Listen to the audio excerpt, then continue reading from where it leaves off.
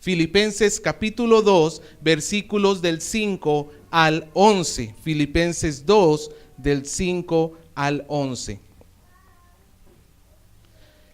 La palabra de Dios nos dice así: haya pues en vosotros este mismo sentir que hubo también en Cristo Jesús, el cual, siendo en forma de Dios, no estimó el ser igual a Dios como cosa a que aferrarse, sino que se despojó a sí mismo, tomando forma de siervo y hecho semejante a los hombres, y estando en la condición de hombre, se humilló a sí mismo, haciéndose obediente hasta la muerte, y muerte de cruz. Versículo 9. Por lo cual Dios también le exaltó hasta lo sumo y le dio un nombre que es sobre todo nombre, para que en el nombre de Jesús se doble toda rodilla de los que están en los cielos, en la tierra y debajo de la tierra, y toda lengua confiese que Jesucristo es el Señor, para gloria de Dios Padre. Vamos a orar. Padre, queremos rogar y pedir que usted alumbre nuestros ojos. No podemos nosotros por nuestras propias capacidades poder comprender su palabra, mas su Espíritu es el que nos da la capacidad. Así que rogamos para que tenga misericordia en nuestras almas. Y hoy usted alumbre la luz de Jesús en todo lo alto en este lugar, porque queremos que su gloria brille. Queremos, Señor, que su nombre sea mostrado sobre todo, Señor. Ese nombre que tiene toda autoridad. Y ante usted doblamos nuestra rodilla. Enmudecemos ante su sabiduría y rogamos más bien, Señor, que tenga misericordia en nosotros.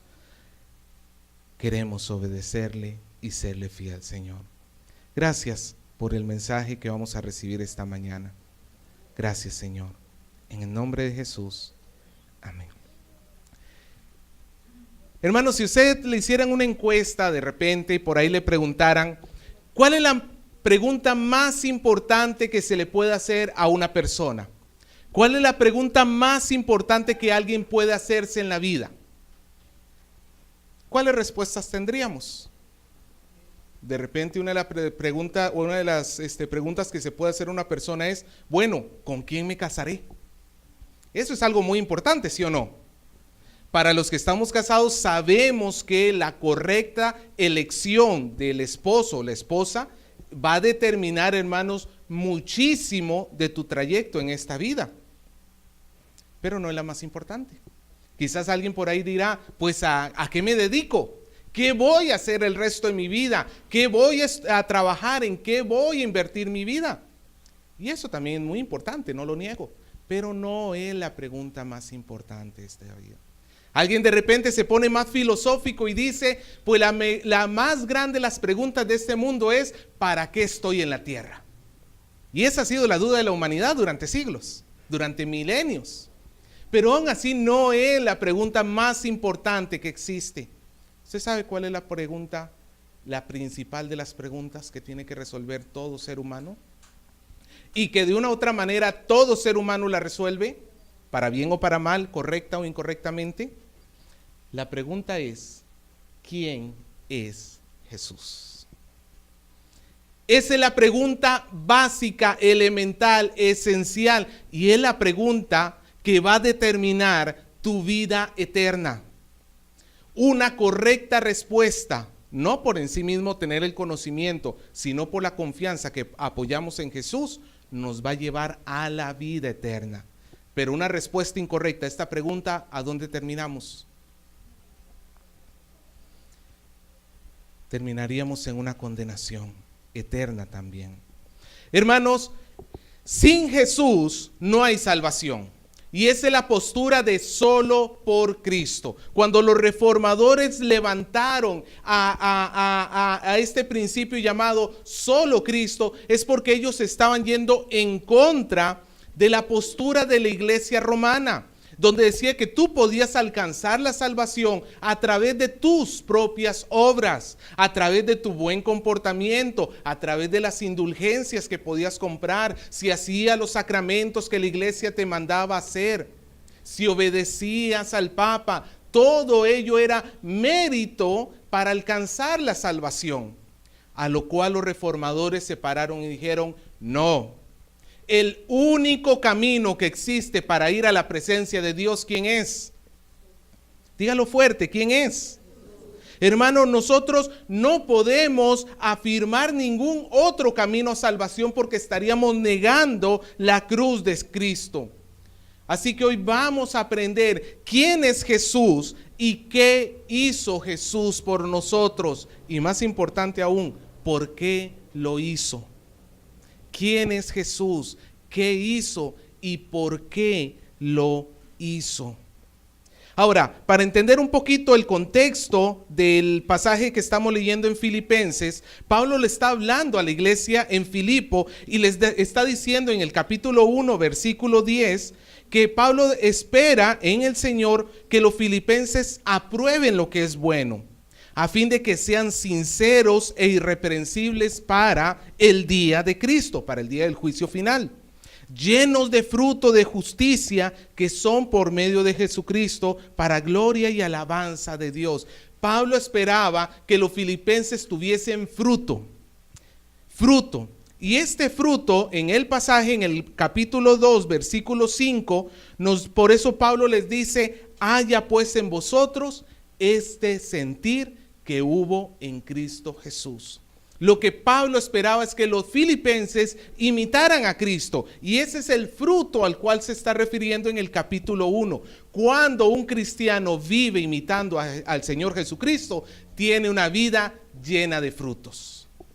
Pero todo lo contrario, si un cristiano vive ajeno a la vida de Cristo, ¿su vida es fructífera? Al contrario, está viviendo una vida de esterilidad. Nuestra fructificación se basa en que nos mantenemos en el Hijo, en que vivimos en el Hijo.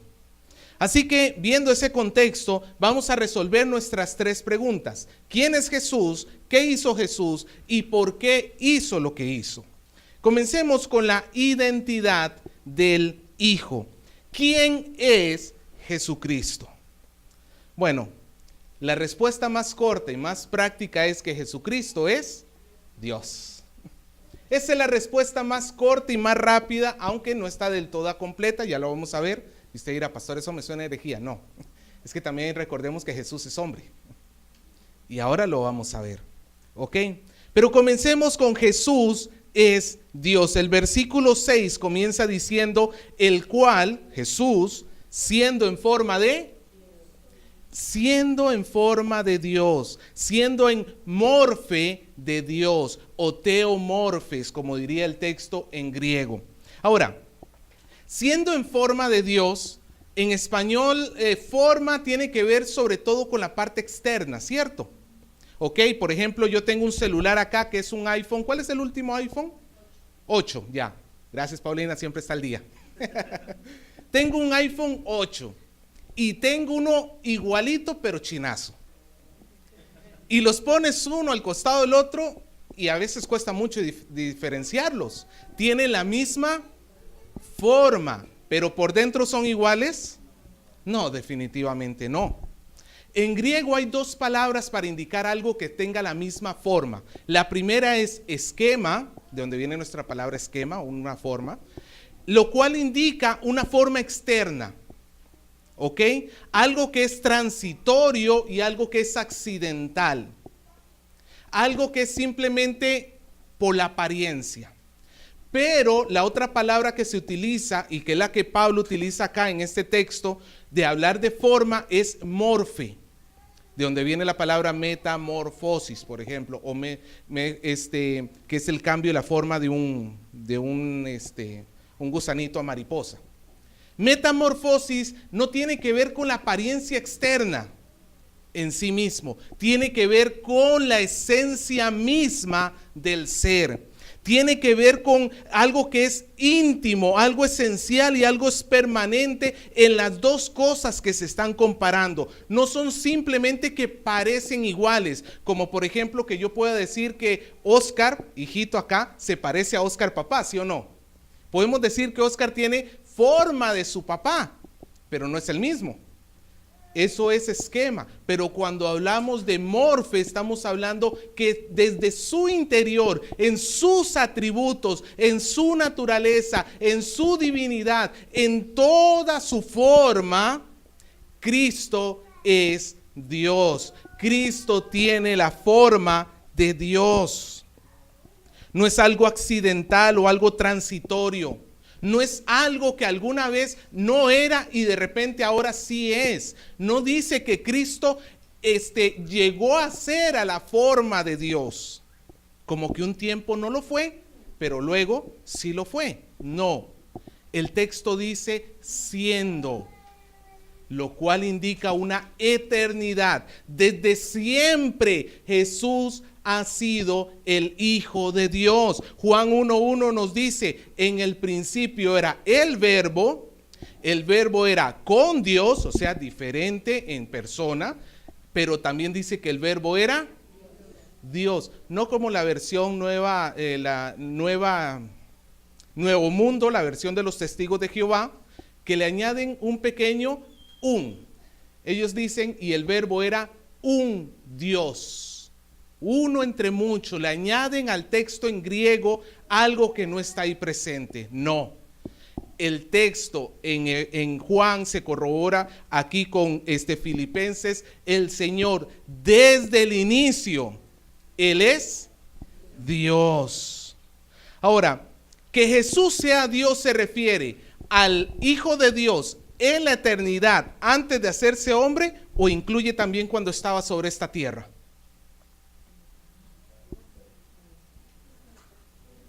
Siempre ha sido Dios, siempre será Dios. Algunas personas, hermanos, y ahora vamos a ver eso, han malinterpretado este asunto de vaciarse a sí mismo. No, Cristo siempre ha sido Dios. Él no es la creación de Dios. Él no es una emanación de Dios o una fuerza que sale de Dios. Él no es un Dios menor o inferior.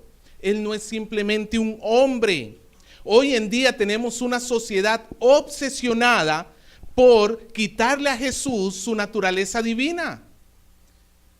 Hoy en día la sociedad hace grandes esfuerzos por hablar de ese Jesús histórico, dicen ellos. Un Jesús que sí fue un hombre, un gran maestro, una persona excepcional, pero nada más que un simple hombre. No, hermanos. Porque si Jesús hubiese sido un simple hombre, su sacrificio en la cruz no serviría de absolutamente nada.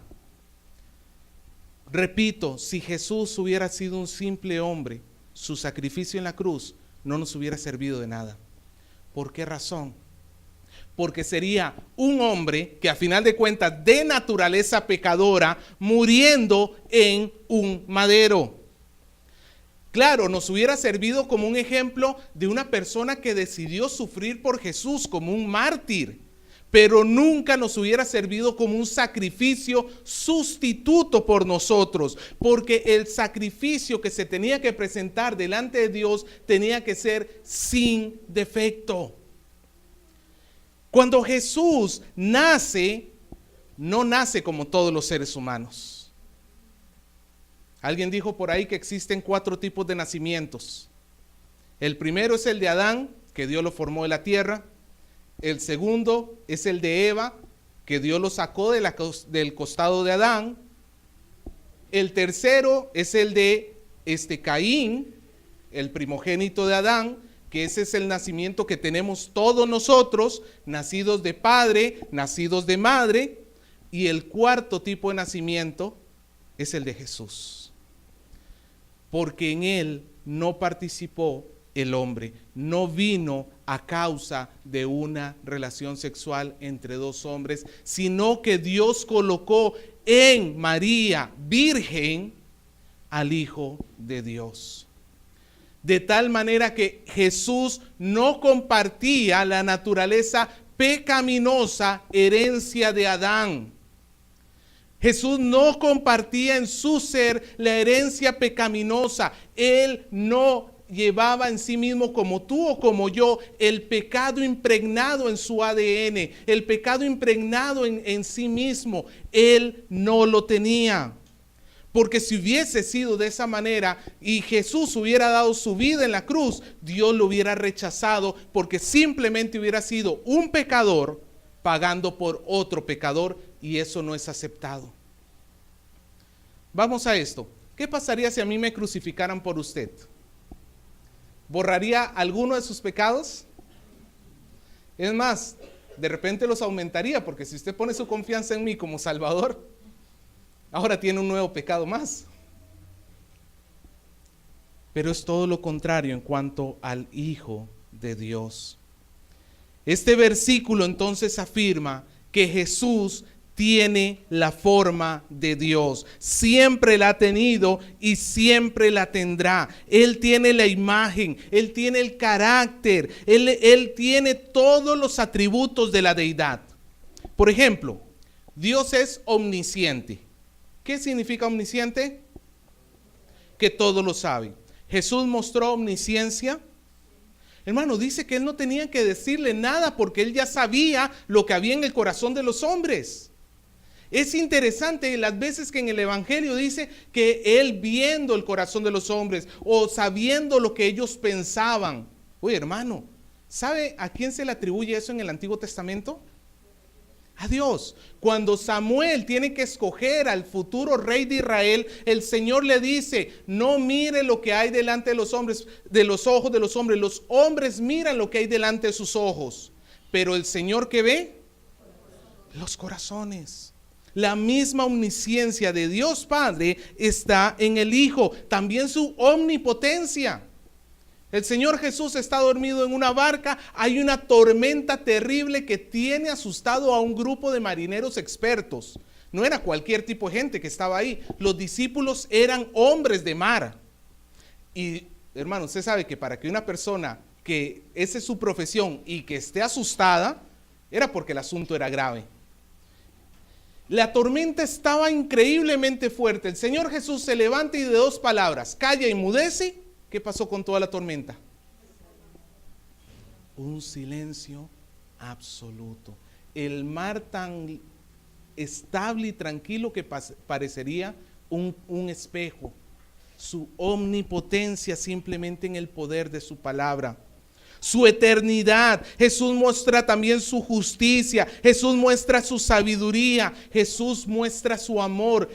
Los atributos divinos mostrados en Cristo Jesús. Y Jesús confirmó que Él era el Hijo de Dios a través de las obras poderosas que hizo. ¿Qué milagros hizo Jesús sobre la tierra? Sanó enfermos, resucitó muertos, ¿qué más? Multiplicó alimentos, expulsó demonios, caminó sobre las aguas. Pero ¿sabe cuál es el milagro más grande de todos?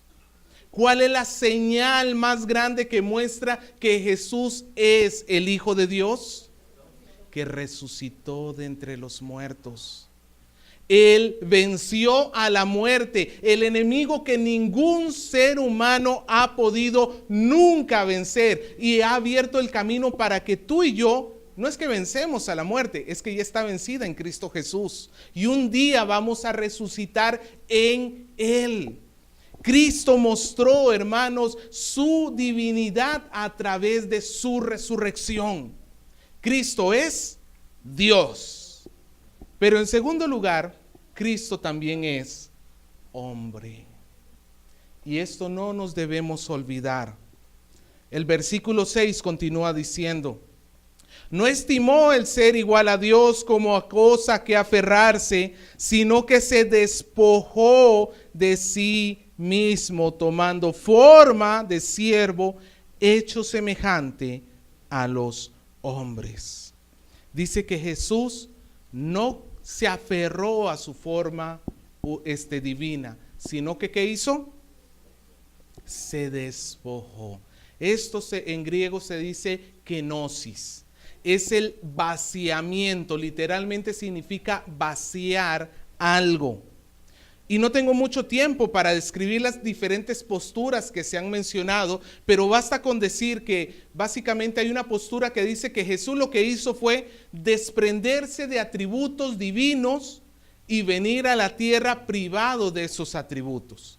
Pero el problema es que tenemos en las cartas de Pablo que dice que en Jesús habita la plenitud de la deidad.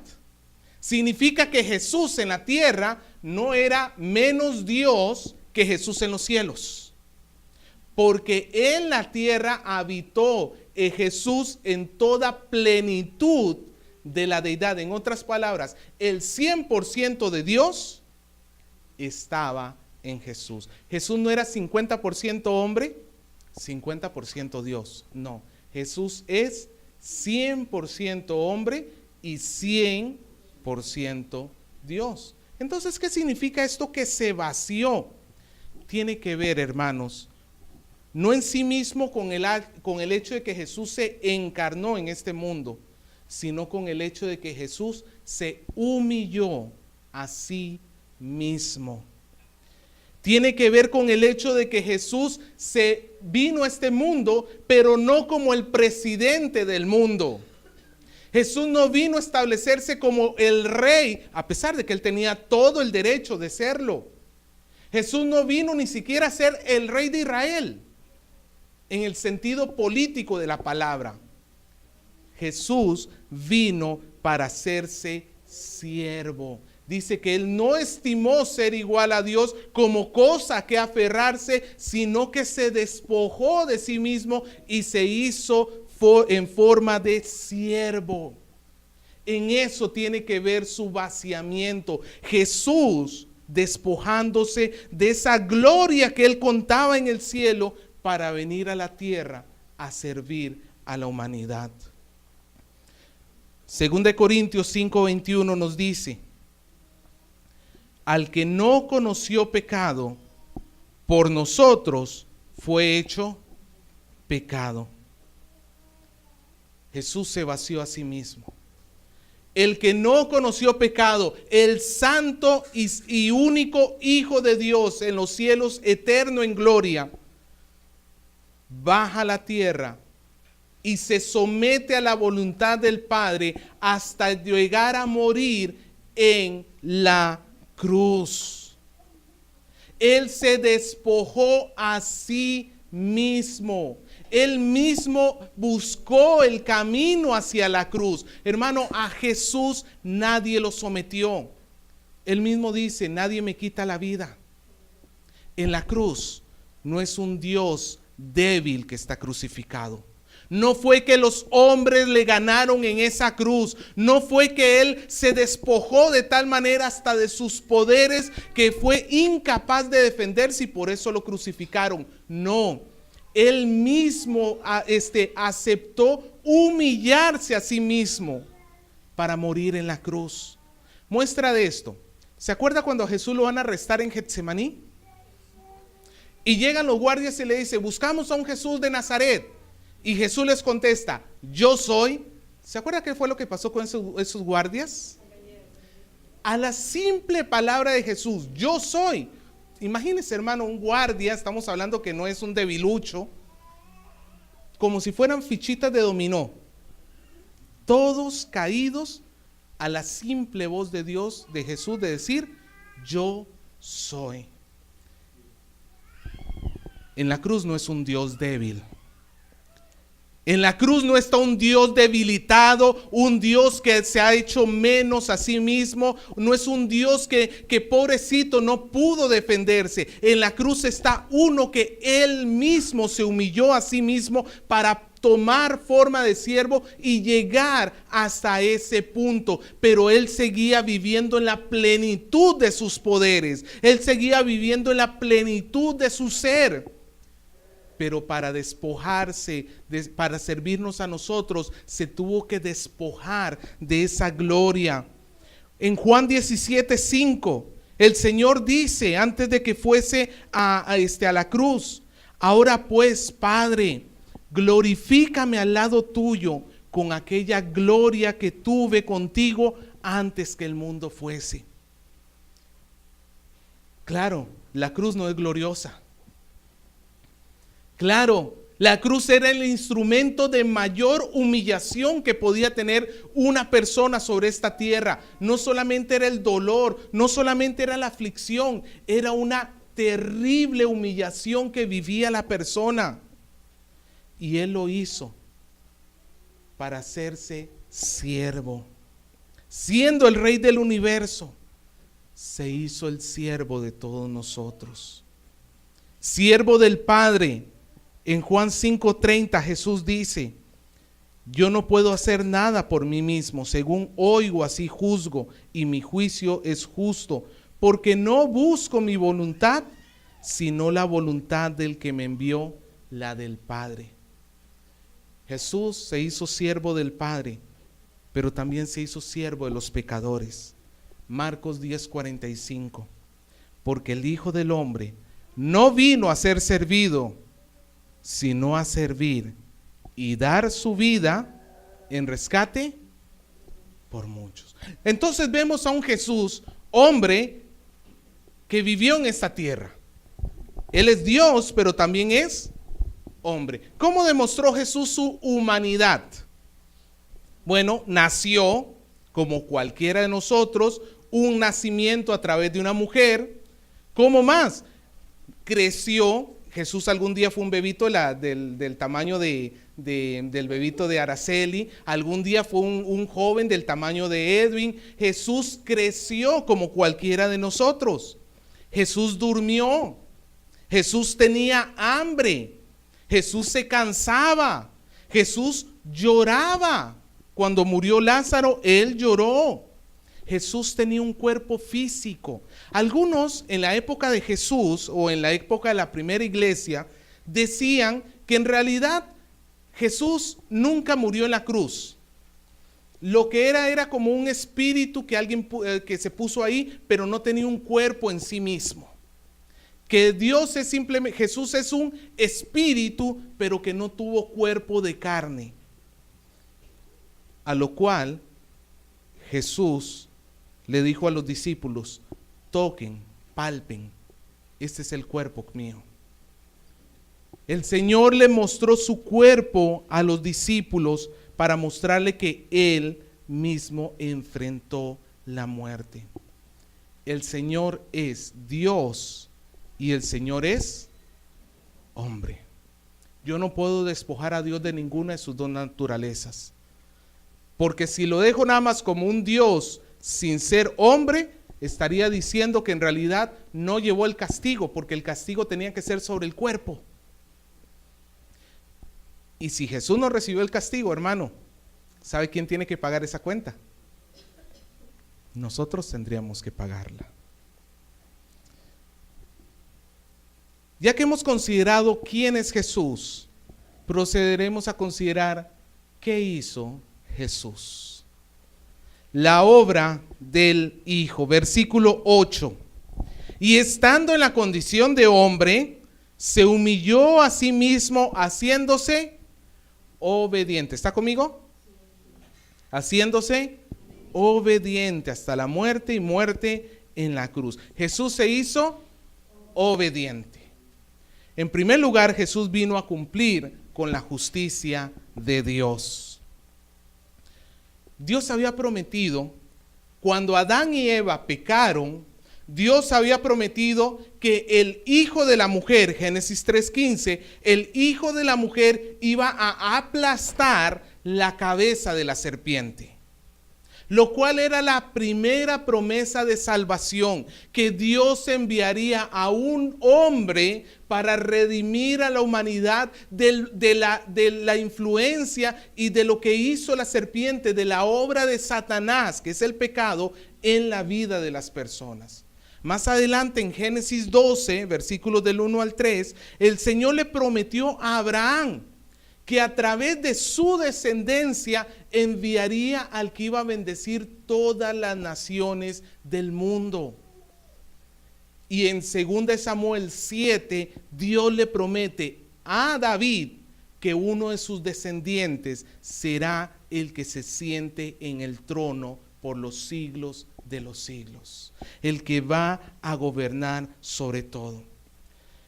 Jesús vino a cumplir las promesas que Dios había hecho a la humanidad. Porque, hermanos, el Señor es compasivo. Dios tiene misericordia del pecador. Y desde la misma caída, Dios prometió un Salvador. Ese Salvador se cumplió en Cristo Jesús. Pero Él tuvo que vivir una vida de obediencia. Usted no se ha puesto a pensar, ¿por qué el Señor Jesús no vino a esta vida ya nacido de 30 años y el mismo día que nació lo crucificaron? ¿No hubiera sido lo mismo? Y así se evita tanto viaje, como cuando nosotros hacemos un viaje a provincia de nada más un día, hacemos lo que tenemos que hacer y luego nos regresamos. ¿No hubiera sido más fácil que Jesús hiciera tal cosa? Pero el Señor tenía que cumplir con la voluntad de Dios. No es lo mismo no pecar, llamémoslo así, en todo un día y saber que Jesús pasó 33 años de su vida sobre este mundo y que nunca pecó. En Juan 4:34, el Señor dice que su voluntad, que su comida, en lo que le alimenta a Él, es hacer la voluntad del Padre y que acabe yo su obra, dijo el Señor Jesús. Lo que le placía al Señor, a ti como te place comer, a ti como te alegra el corazón comer, a Jesús lo que le alegra el corazón es hacer la voluntad del Padre. Y recordemos que Pablo está diciéndonos en Efesios que imitemos a Jesús. Y una de las cosas que podemos imitar a Jesús es haciendo la voluntad de Dios, ¿cómo? Con agrado, con la misma alegría que sentía el Señor Jesucristo cuando hacía la voluntad de Dios. En Hebreos 4:15 nos dice que no tenemos un sumo sacerdote que no pueda compadecerse por nuestras debilidades, sino uno que fue tentado en todo, pero sin pecado. Jesús vivió esta vida de manera perfecta. ¿Por qué lo tuvo que hacer? Bueno, básicamente, hermanos, porque el sacrificio que Dios requería tenía que ser perfecto. Tenía que ser un hombre porque tenía que representar a toda la humanidad. Cuando Adán pecó, usted dirá, pero yo qué culpa tengo en Adán que haya pecado. ¿Acaso me preguntó a mí que si comía o no comía? Pero es que Adán nos estaba representando a todos. Es como esto. ¿Quién empató contra Argentina el jueves? ¿Acaso no decimos, empatamos? ¿Qué? Usted se fue a Argentina, estuvo en la Bombonera jugando. Tú entiendes claramente que esos 11 hombres que están en la cancha representan a 28 millones de peruanos. Si ellos ganan, nosotros ganamos. Si ellos pierden, ellos perdieron, ¿no? Ahí sí, ellos perdieron, no. Nosotros también perdemos. Cuando Adán pecó, estaba representando a toda la raza humana. En Adán todos mueren, dice Pablo. Pero al mismo tiempo Cristo estaba representando en la cruz a los que iban a ser salvos, a los elegidos de Dios desde antes de la fundación del mundo. En la cruz el Señor está dando vida a todos aquellos que están dentro de la voluntad del Señor para salvación. El Señor está dando vida a los hombres sin importar de qué pueblo, de qué lengua, de qué raza son. El Señor les está dando vida porque su sacrificio fue perfecto. Tenía que ser perfecto. Porque la muerte de Jesús, hermanos, es un sacrificio vicario. Diga conmigo, vicario. ¿Sabe lo que significa vicario? Sustituto. Él en lugar mío. Él murió para que yo pudiese tener vida. La paga de mis pecados, el castigo que yo merecía por todas mis maldades, fue sobre él. Y eso nos lleva a nuestro segundo punto. La obra de Jesús fue la salvación de nuestra alma. Hermano, Jesús no vino a esta tierra como un maestro para enseñar, porque nuestro principal problema no es la ignorancia. Jesús no vino a esta tierra como un genio económico para que la humanidad entera tenga dinero, porque nuestro principal problema no es económico. No vino como un doctor para sanar, a pesar de que sí sanó. Pero es que nuestro principal problema no es la salud. Él vino como Salvador para entregar su vida, para cambiar la naturaleza del ser humano, para que ya no esté en las tinieblas, sino que ahora esté en la luz.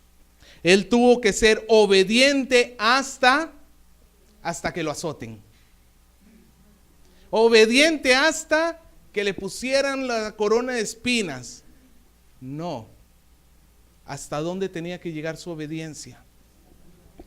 Hasta la muerte.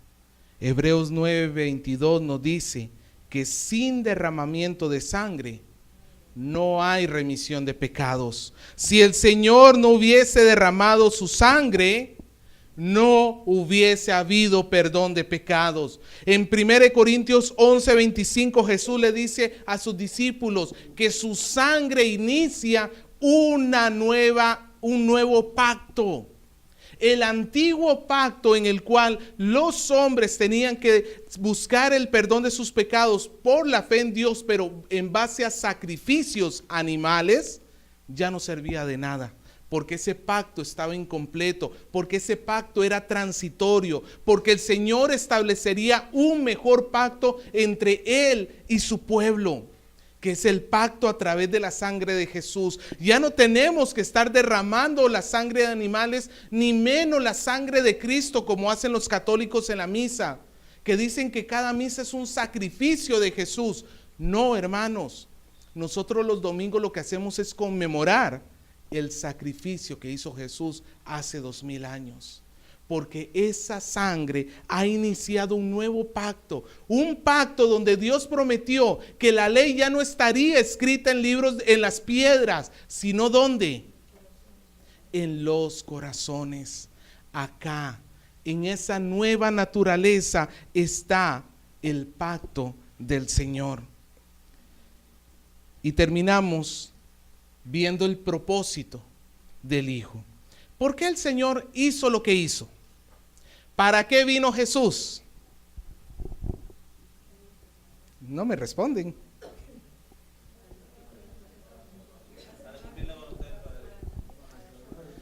Una forma muy fácil, buena, correcta, pero incompleta, es decir, el Señor vino a salvarnos. Es correcto, es acertado, es verdadero, es bíblico, pero no es todo. No lo es.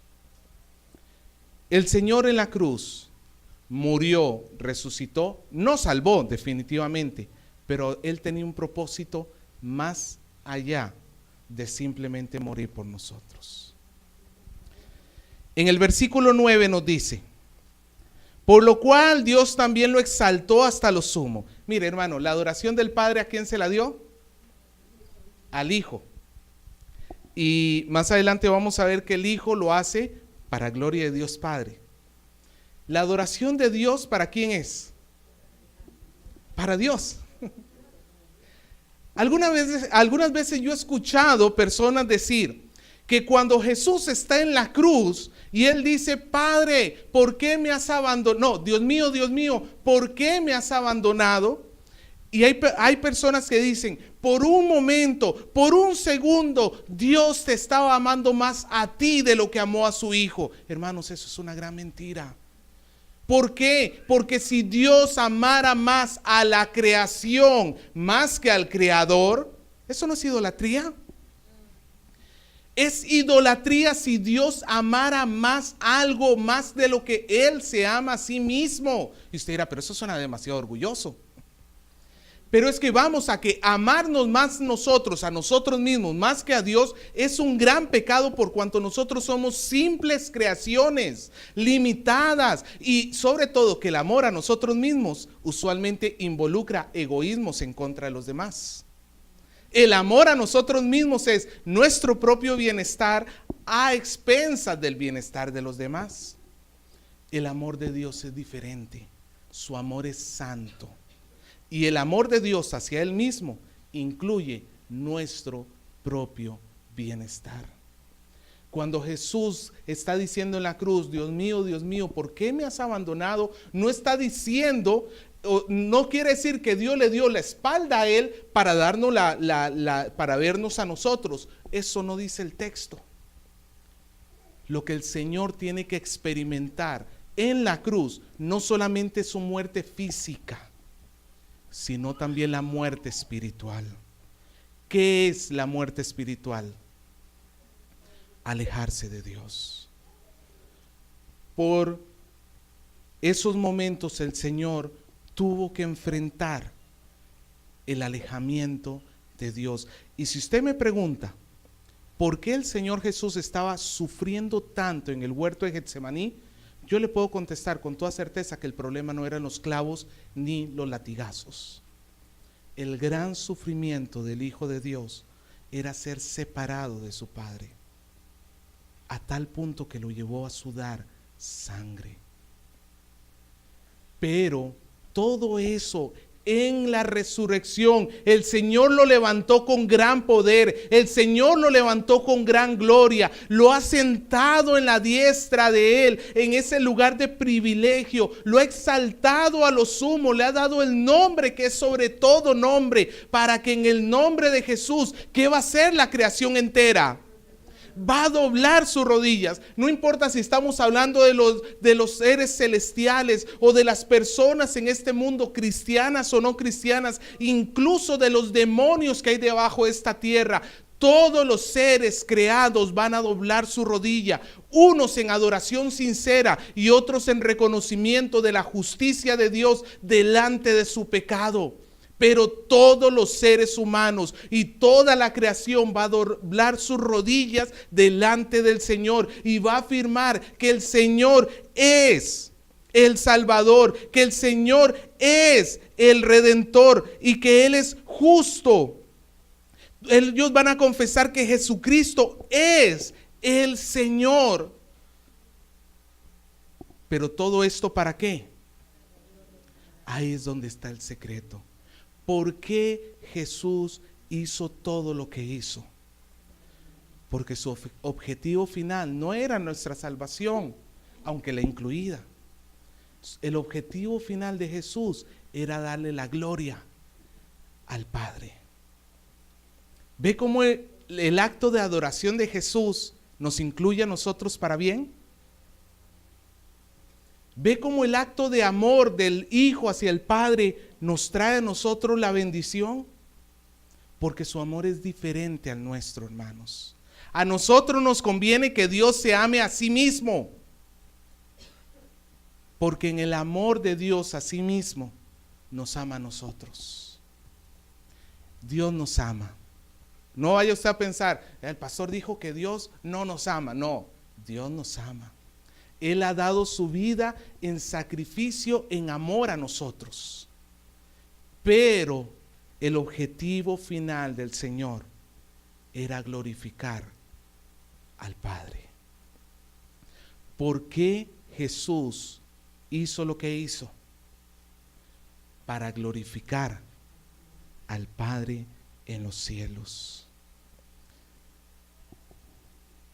Y esto, hermanos, quiero recordarles que ese sacrificio que ha hecho el Señor Jesús no es todo lo que Él está haciendo para glorificar al Padre. Hebreos 7:25 nos recuerda que el Hijo de Dios ahora está intercediendo por nosotros. De tal manera que tu vida en este mundo, tú no estás a la deriva.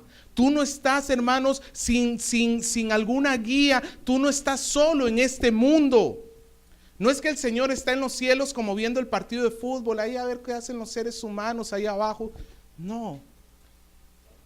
El Señor está levantando clamores delante del Padre para que tú no te pierdas.